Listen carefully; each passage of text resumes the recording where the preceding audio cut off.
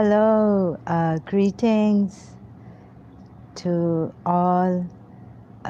This is a solitary discovery and contemplation, my crazy contemplations. So, I was having a conversation with someone long time ago in Karachi, a Shia turned Buddhist. He's a late Hussein Kara, my very old teacher's husband. Old in the way that many years back when I was in Iranian school. So the teacher there, and he was telling me that no, spirituality is very vast. It has no boundaries. And so I was saying, no. Um, Islam and religion is so vast. Allah is so vast. It is the most vast that is there. And so then later I got a bit confused that maybe I'm wrong. Excuse me. About what I said, that spirituality is limited and that Allah is vast. There's unlimitedness in God. And so lately I've been searching, doing Muji Baba's pointings, but then I was very restless. I wanted to know. I have this feeling that I was calling my Imam that no, my Imam has to be present. And listening to Ayatollah Bahjat's videos on YouTube, advices. And so I sent salams, salutations to my last Imam. And all of a sudden I went back to this person, Brian Pir Grossi. And so from his video I found out the answers were coming to me. Like my Imam was giving me answers. Imam Sahib Zaman, Ajalallahu Ta'ala Farajam. And things were coming. Like, this is then complete. What he said, Brian Bir Grossi. It was like my Imam was speaking to me. A sign, an indirect sign perhaps, from my true Imam. So I remembered on this day, that verse in the Quran, on this day we have completed your religion, or some say perfection of religion or completion of religion. And we have perfected or completed our favor on you or blessings on you. So you can check, there are various translations of this verse in the Quran, Surah Maida, I think. It's there in the Holy Quran. So this is what I came to discuss, that I may be right. The spirituality or spiritualism is limited, and that Allah is vast. unending, infinite. What we know of Allah through our religion, Islam made me say this without thinking. And so this is what it is.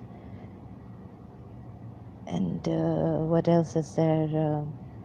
So all this, like I was reconfirmed through Brian Peer Grossi's video, and I've even thanked them.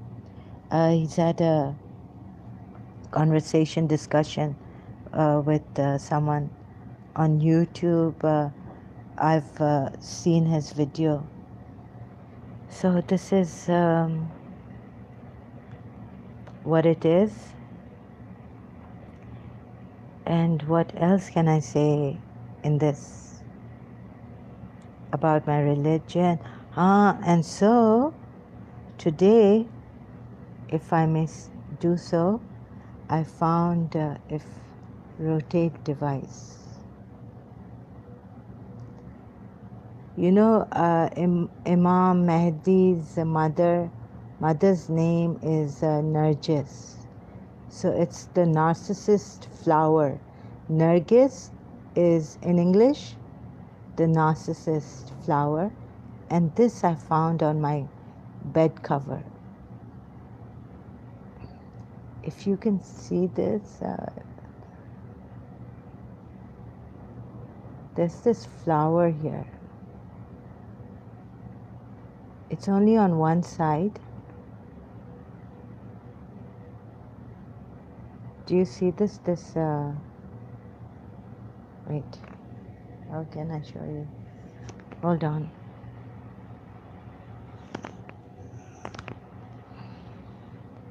This over here, the flower petals, two, and in the middle, this is the Nargis, narcissist, corona, or whatever you call it. So there's a man's face there.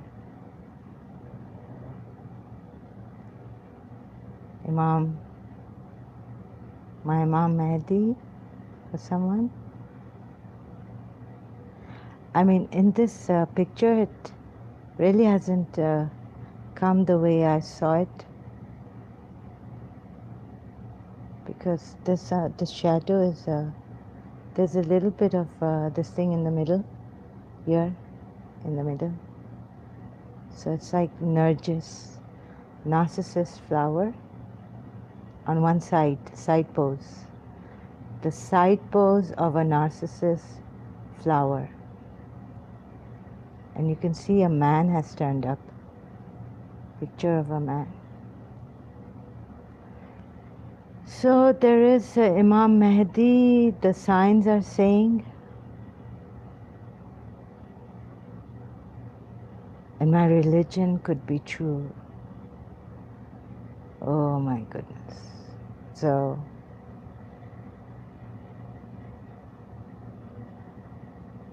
Imam Ali's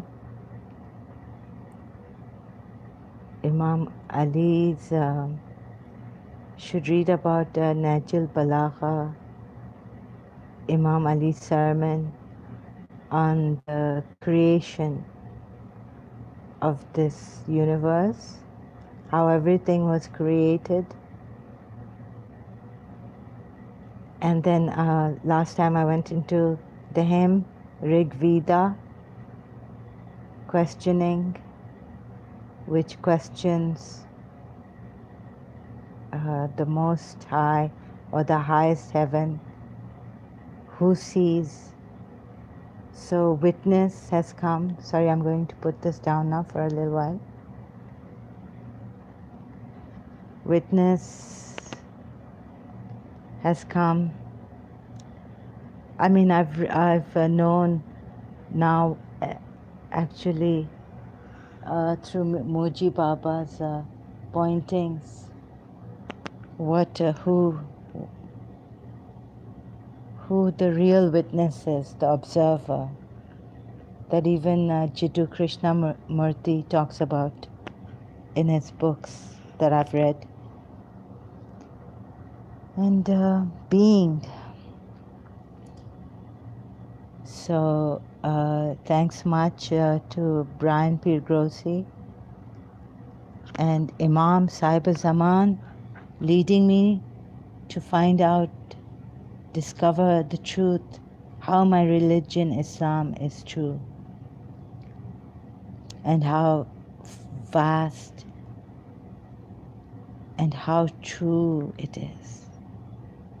So it's all making sense to me in a way that I cannot say, I cannot communicate. So many misunderstandings, you know how things were communicated to us, probably which came through our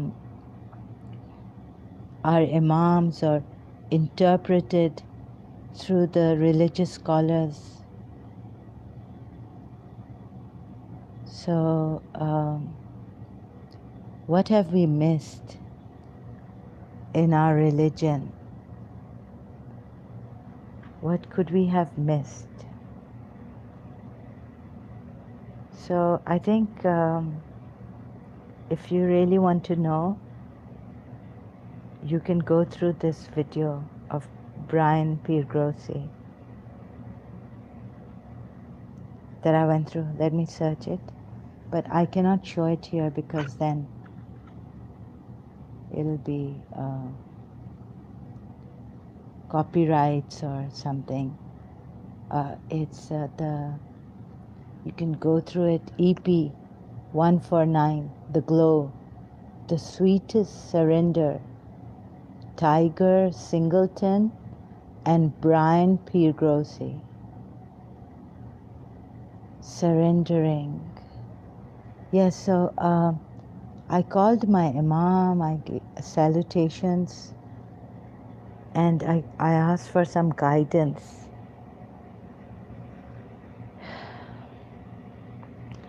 Firstly, it was how come the idols we don't worship in Islam. So that I went through the pointings of Muji Baba. Then I came to the proof of the existence of God, the saying of Imam Hussein alayhi salam on knowing God, on the proof of God's existence, on some of the Dua Mashlul, some of the verses of the Dua I've given, like in Dua Mashlul, none knows where he is, what he is, and how he is, and what respect he is, but he. Sorry if I made some mistake on that, on the sequence or repeating the verse of Dua Mashlul. But he. So Muji has been pointing to this and showing us, we confirm it in ourselves. You can go through Muji Baba's pointing on YouTube. And this is how, I'm sharing where I am also. And I'm not much eloquent in this. So I'm still wondering how everything so much went wrong. So many schools of thought in Islam, so much confusion. It's very, very difficult to convey. And there are personalities, you see. So the mind, the ego. So in that video, what's the difference between the mind and the ego? Tiger Singleton, is he? Yes. Today I found Tiger Singleton, that the ego is a product of the mind. So there are thoughts that tell us, okay, we can go from here to there, but the psychological mind is where the ego comes from.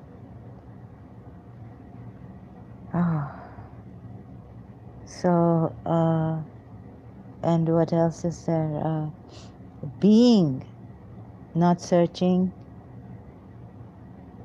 being, and is vast. It's more than spirituality. You know, saying that we are spiritual being, bringing in this, that people have brought in this division. They want to single out Islam. They want to separate spirituality and say that now we can enjoy spirituality, being spiritual beings as we are. And then there are some teachers and coaches who show us, and some books also, how to be on the spiritual level or on the spiritual path without any religion. So the West is also working hard on this, trying to divert our attention from religion. And so no rules, or sometimes they have some rules, but you know, it's like God can give you anything and everything. God has already given us everything. We already have everything. That's what we were told in our religion. I mean, it's implicit that God, you see, this is what the video reminded me of, that when Brian P. Grossi said that at times we don't feel enough. So from Dua Sabasa, from the verse in the Quran, that God is sufficient unto us. He's the best helper, the best protector, the best provider. So it's not the self, it's not I who am sufficient unto myself, but it's that God is sufficient unto me. God is sufficient for us. He's the best helper, the best protector, the best provider. And then all these obstacles are removed, you know, the ego, showing off, the self, me, giving importance, wanting to be famous, wanting more and more. So that surrender to God, which we are told to do in the Quran, and from our imams we've learned, but because our last imam is in occultation, it's not direct. Our religious scholars have told us, conveyed it. So some of it is not conveyed properly. However, the crux, you know, that if you get it from the heart, like Muji Baba says, whatever has been said to you, if it's not communicated properly, or there are some confusions in the communication, then you can send your salutations to our last imam and get guidance from him. He will definitely guide you, we are told. Definitely guide you to the true path. He's a sincere advisor. Oh, he's beyond anything now, because he has the wealth of Hazrat Suleiman, kingdom of God. He's the inheritor of the kingdom of God, like we are told. Believers are the inheritors, whether it's in Surah Mu'minun, Surah Mu'min or Mu'min Noon.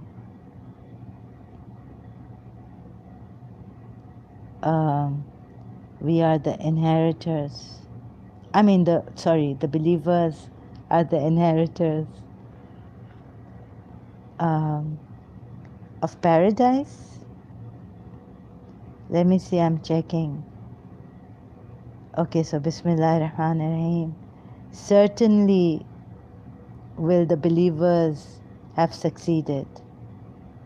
They who are during their prayer humbly submissive, and they who turn away from ill speech, and they who are observant of zakah, and they who guard their private parts, except from their wives or those their right hands possess, for indeed they will not be blamed. But whoever seeks beyond that, then those are the transgressors.